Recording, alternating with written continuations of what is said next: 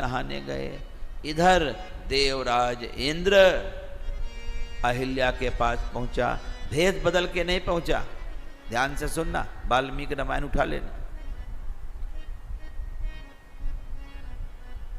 इंद्र के रूप में ही गया और जा करके अकेले में अहिल्या की तारीफ करने लगा, तुम तो बड़ी सुंदर हो, हम तुमको बहुत चाहते हैं।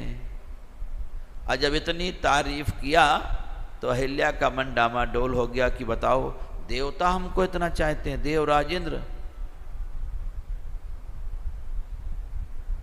स्त्री की सबसे बड़ी कमजोरी है उसकी तारीफ,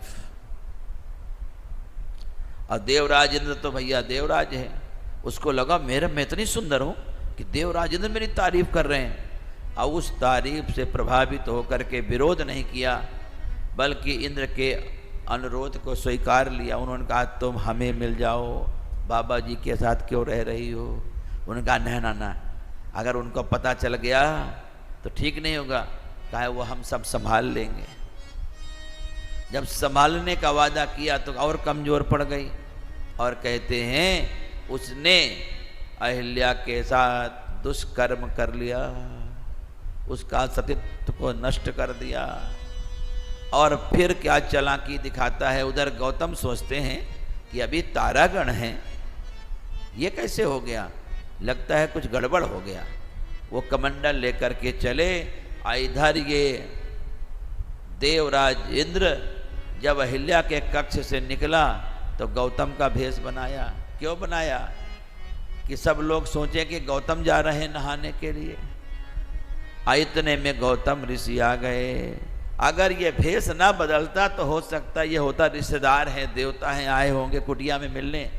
जब कोई छुपाव करता है, भेष बदलता है, तो शंका तो हो ही जाती है।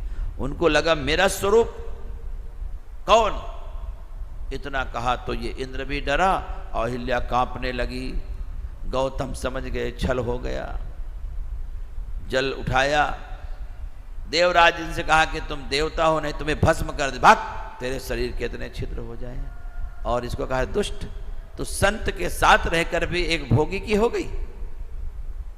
मेरी साधना में सहायक होना चाहिए था, मेरे सामर्थ्य को जानने के बाद एक भोगी की पत्नी बनना स्वीकार किया। जा तू तटस्थ हो जा, पत्थर की हो जा। अब तो ठंडी गर्मी बरसात से जब ये कथा सुनाई तो राम जी के नेत्रों में आंसू आ गए। देखिए राम जी ऐसे हैं कि जब किसी के कष्ट को देखते हैं तो उसके दुर्गुण नहीं देखते हैं। आपकी